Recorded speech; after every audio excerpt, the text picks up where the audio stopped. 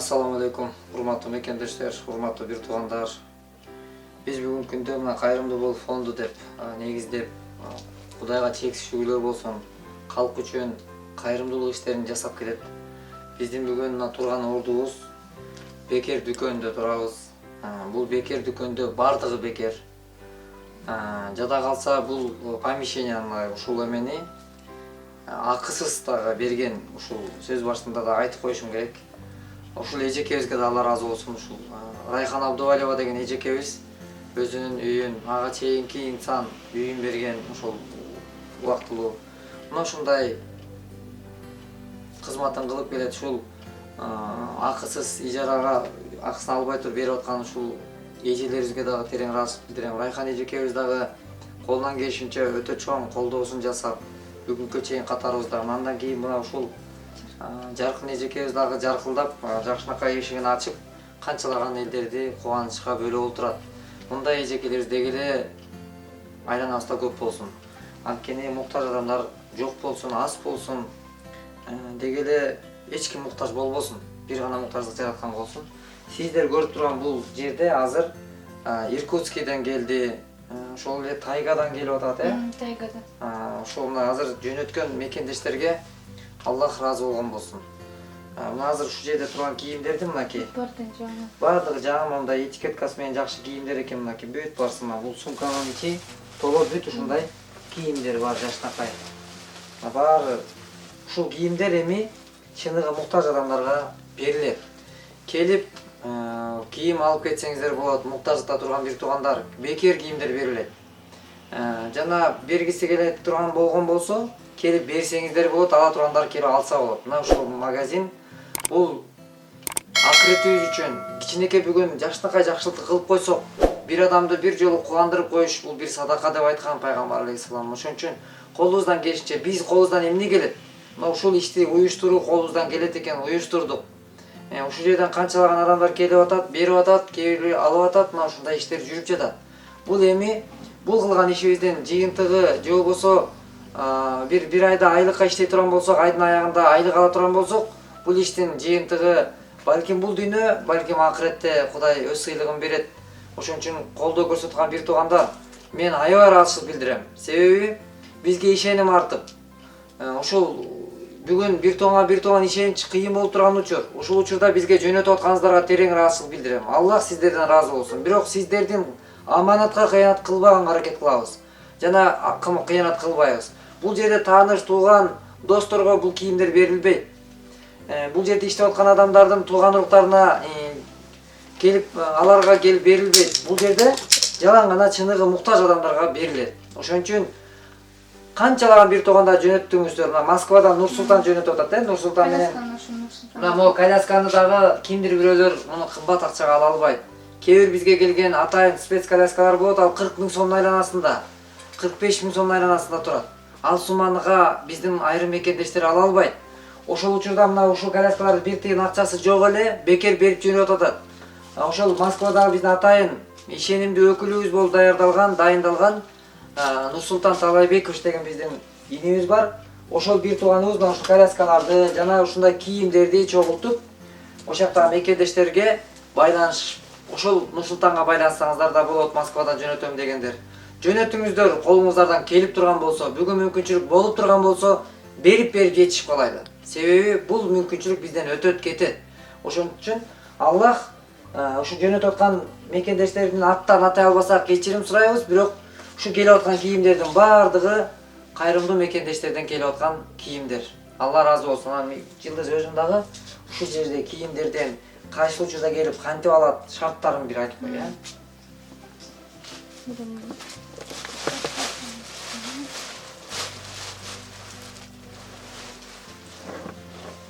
Бул кийимдерди бүт баары тең жаңы, бул Тайгадан келди, Россиядан.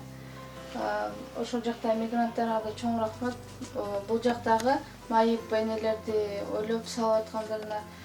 Бул магазинге суббота, воскресенье күнү саат 10-дон 4-кө чейин келип алып кетсе болот. Майыптык тууралуу документтин оригиналы, аны копия кылып келишсин. Ошол менен келип алып кетсе болот. Кийимдерди.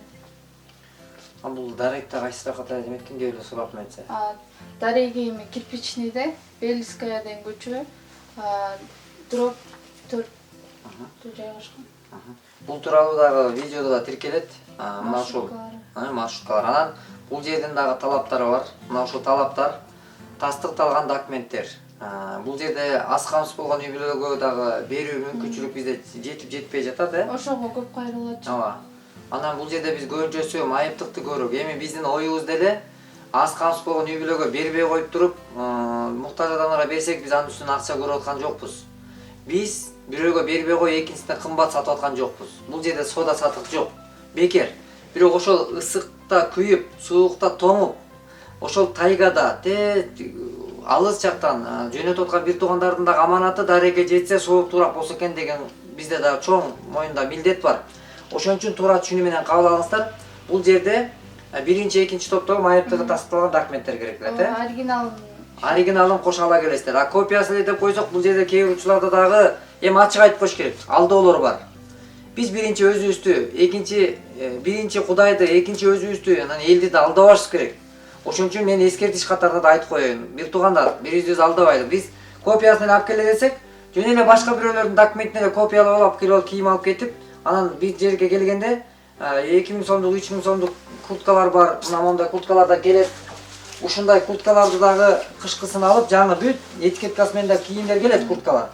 Ошолорду берден алып туруп, алып башка жакка алып барып сатып атканда бир туугандарды бүгүн биз кездештиргенбиз былтыркы учур. Ошон үчүн ушундай болбосун деп оригиналын кошо камтыдык, Оригиналы башка бирөөнүн деле документин алып кетип, аларга кийимди жеткирбегендер да бар экен да. Мына ушундай көрүнүштөн Кудай сактасын. Ошон үчүн алыста жүргөн мигрант болуп, мекенден мигрант аталган, мекенден четте жүргөн, ошол чет жакта жүргөн бир туугандар, мекендештер, сиздерден Кудай ыраазы болсун. Ушул мен аябай ыраазы билем. Жалпы жамаатыбыздын жана ушул жерден келип канчалаган бир тууган келип, ыйлап келип, кайра күлүп кетип аткан ушул магазин бүгүн кызматта. Мына ушул бут кийимдерди азыр тайгадан келди. Мына бут кийимди дагы ушул жерге бир жетим ата мээримине зар, эне мээримине зарыккан айланада адамдар жашап жатат, биздин мекендештер жашап жатат. Ошолор келип алып, мунуга бекер берилсе алып кийип алып кеткендиге канча сүйүнөт, канча кубанат. Мына мондай бут кийимдер, мынакей. Караңыздарчы, ушуларды базарга барса бардык нерсе сатыкта бүгүнкү күндө, көп нерселер. Бирок бул нерсени алыш үчүн атасы жок, энеси жок балдар бар. Мына ошондой томолой жетим балдарга булар бекер берилет. Жанагындай атасы ооруп, кыйналып, ушундай бут кийимди алып бере албай аткан аталар бар. Мына ошолордун балдарына моуну берип аткан учурда алар сүйүнгөндүгүнөн көзүнө жаш алат, ыйлашат. Мына ошондой көз жаштан пайда болгон, ошондой кубанычтын көз жашынан пайда болгон сооп биз ойлойм, мен ойлойм, сөзсүз Кудайым кабыл кылат. Мына ушундай бут кийимдер бар жаштанкай мына. Мунун баардыгы канчалаган адамдарга кубаныч тартуулайт. Мына ушулардын баарын жаштанкай алып кийишет, сүйүнүшөт. Ошон үчүн бизди тааныбай туруп, биз сиздерди таанаган жокпуз, көргөн жокпуз. Бирок бизге келип жөнөтүп атасыздар. Мына ушул жердеги мына могул болсо Иркутскиден келген, Мына могул жактагы Иркутскиден келген бүт школьный формалар экен. Мына жерде бүт школьный формалар, мынакей. Мындай. Мунун баардыгы, бул жерде баардыгы бекер, мынакей. Мунун ичинде мынакей. Бул Иркутскиден келген эме, Мына урматтуу бир туугандар, мондай упаковкасы менен келүүдө, мынакей. Муну эми биз Кудай буйрса мына 47-чи размер экен, Буларды мына балдар үйүнө, балдар үйүнө, анан бул жерде карлар үйүнө дагы кийимдерди алып барып турабыз. Ошон үчүн мына берип жиберген бир туугандар, сиздердин аманаттарына ушундай дарекке келип жетүүдө. Мына дагы мынтип бүт упаковкалап, даярдап, мээнеттенип, буга канча убактыңыздарды коротуп атасыңар. Жөнөтүп, алып келип көтөрүп, бул ордучу салып, ар бир машакатка Аллах өз сыйлыгын берген болсун. Ушул кылган иштин, жакшылыктын урматына сиздер эч кимден коркпостон, бирөө коркуткан жок салгыла деп. Бизди эч ким коркуткан жок бул ишти кылгыла деп. Биз жан дилибизден жакшылык кылайлы деп бул ишти жасап жатабыз. Ошон үчүн бардык нерсе жаратканга маалым. Кудай берүүчүлөрдөн кылсын, алган колдон эмес, берген колдон болсун деген. Ошон үчүн баарыңыздарга мына ушу жөнөтүп аткан бир туугандар, Кудай сиздерден ыраазы болгон. Анан дагы андан тышкары мына мондай электр мондай эмелери бар, проводдор бар мынакей мондай. Ушулар да бекер. Мына караңыздарчы. Бүгүн колуңуздардан келген эмне колунан келсе ошону алып келип берип аткан бир туугандар бар. Мынакей ушуну дагы базарда сатып алыш керекти да. Мондай. Мунун баары бул жерде бекер. Караңыздарчы, мындай качественный, жакшы мынакей. Мына мондай коробкасы менен келбеди бүгүн мондай. Мунун баары бекер. Караңыздар, мына могу жерде